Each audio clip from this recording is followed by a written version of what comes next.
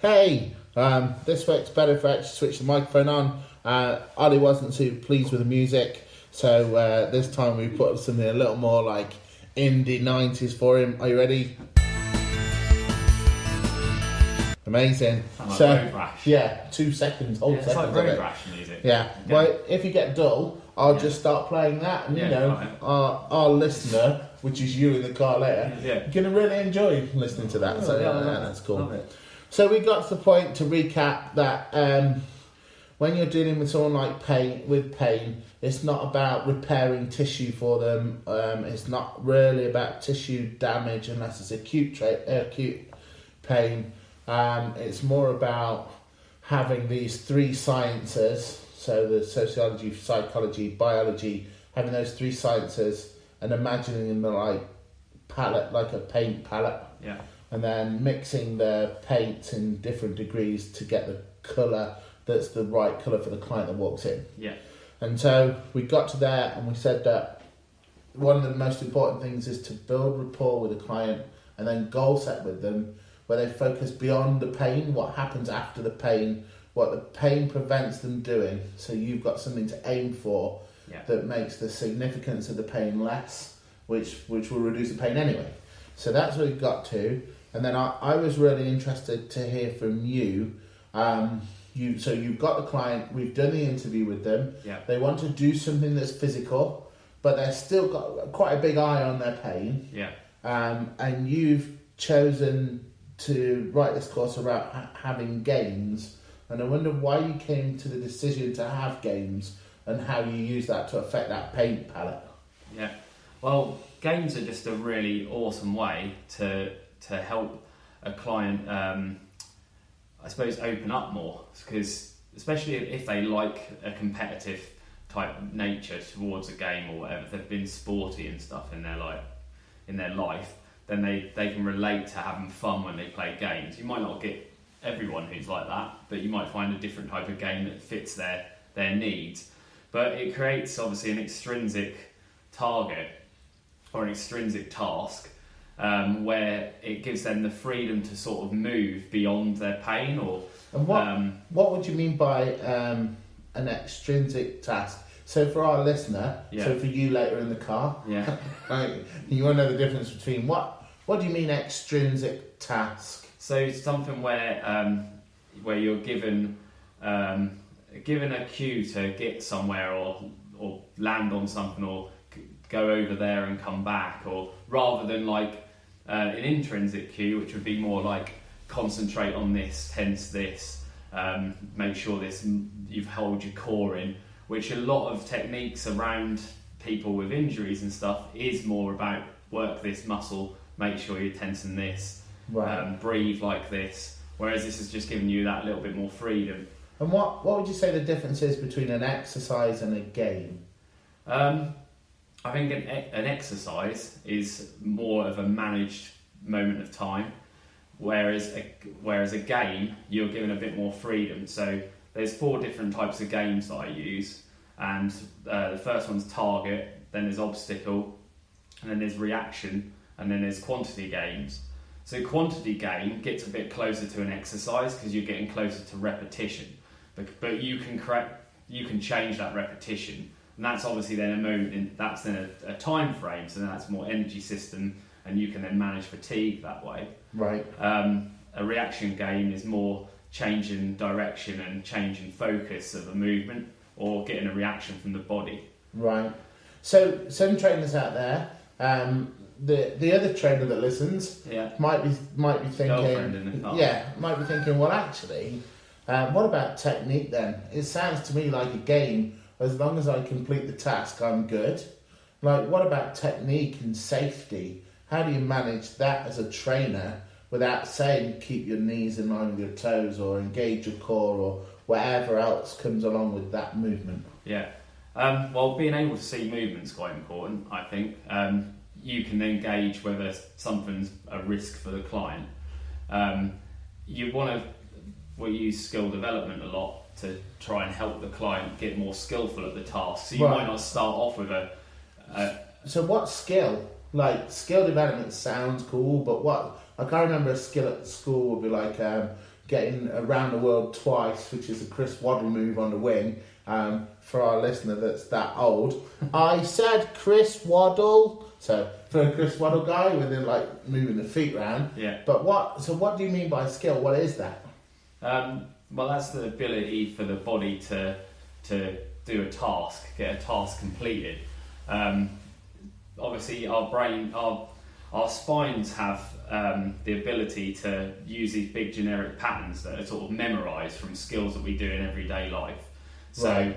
So by pattern, what do you mean? Like, what a pattern of what? A pattern, it could be that you drop down, pelvis drops down, right. You do a movement like clean the floor, or you pick up a weight. So what's the body controlling in that? Like what structures are you talking about? So so if I've got this skill, so what we're saying is you've got like this generic skill, which is cool because it kind of sits with some of the faster 5 skills ideas. Yeah. So we might say there's a vertical displacement down. What a vertical displacement down just means you drop into the floor. Yeah. What's the spine remembering? What's it having to coordinate and control? Well, it's controlling muscles mainly, making sure that there's the right contractions at the right time to get you to succeed at the task. Right. Whether you fail or not, failure is part of skill development. So it's like a little algorithm of what to do. Yeah. And is that precise? Are they precise, or why would you say they're vague? What do you mean? They're vague because there's so many different variables within those ranges. Within that skill, there's so many different things you could do at that moment in time.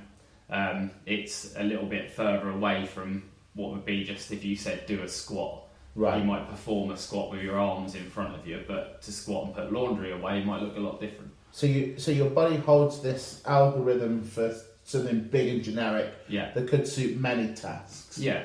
And then it implements that when it recognises the task. Are there any filters that it goes through to alter that movement? Would anything affect that movement?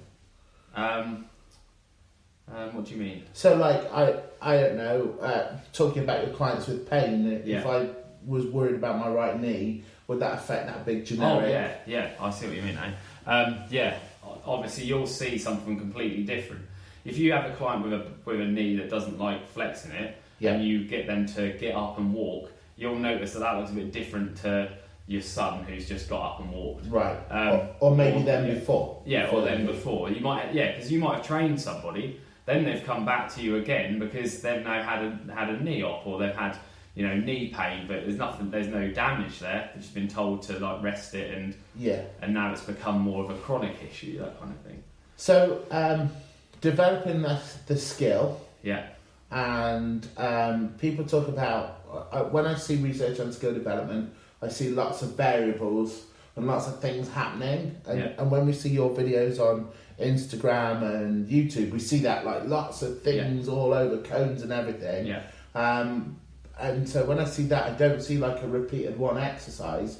What would that fit under? So if someone was doing a set of 10 really strong form squats, what was that skill development, or? That would lean probably closer to performance. Right. Because that's now got some kind of sort of structure to it. We use a thing called brackets, where if the brackets are wide, then you've got a lot more room for environment changes and variables and load changes, and all these different target changes that you can use, which is a bit like some games are like that, but some sports are more performance driven. So something like that, if you're going to get a client to perform what they deem as a squat, they'd then select a skill which then is their performance of a squat. So it's like a continuum. Yeah. Like a continuum. So say from golf, which is very predictable, through to say rugby, where there are predictable elements, but anything could happen. Environment. Yeah. Okay.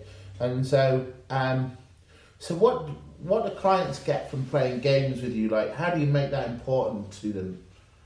Well, playing a game just makes it so task driven that as they start to open up and enjoy the competitive nature, they're laughing, they're having fun. As long as you're still keeping your eye out, so there's no massive threat involved, and you know your client, you know that position's not very nice for them, and you might even be able to get them in positions where they do in a position they wouldn't expect to be able to do, but now they can do it. So there's like achievements, you're trying to get really good emotions from your client and build that rapport and become their like mate who helps them, rather than the guy they go to who makes them think about their body loads. So it's a bit like gaining badges in computer games. Like they just do the task. And then at the end of it you go, oh, well done, you've got your squat badge.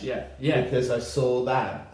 And I know you talk about filming a client and showing them back. And then that helps them with decisions. You might not always do that. It depends on the person. It really does depend on the person in front of you. There's no like perfect way to train someone in pain. And that's going back to the palate. So it maybe someone who focuses on biology does less gamey stuff. And someone who focuses on psychology, and that's the problem, more gamey stuff. And what about your clients? What are their reactions? Like how does it change your relationship with the client? Oh, it's awesome. Yeah, really awesome.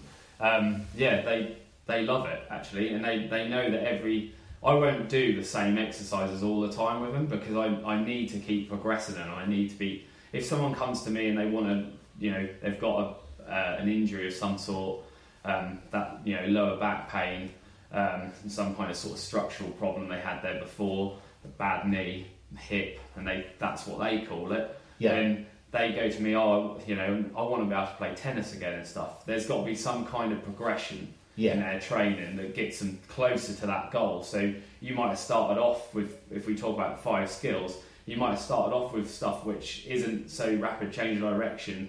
It's more sort of keeping torso still and limbs moving and vertical displacement, but it's specific to them. But then you might end up going floating towards. From their perspective, they're just playing the game. So when they finish playing the game, then the sort of feedback and things you get from them. What do you like get texts where they think you've been conning them, or is there anything like that you get across? You get like, oh, I know what you were doing the other day now. But you get awesome texts. I had a text the other day actually that said I just played tennis for the first time in 7 years and I beat my daughter. So. Brilliant. And did they feel any pain from that, or they felt a bit stiff afterwards? That was the feedback. But overall, pretty decent. But it wasn't a pain. It was a pain that they once felt that was, God, I've done a workout. I feel great, rather than a pain of like, oh, I don't know about this. I don't know whether I might have pushed it too far. So so they've changed their perception on that feeling, and they don't panic now. And then that's changed their emotion.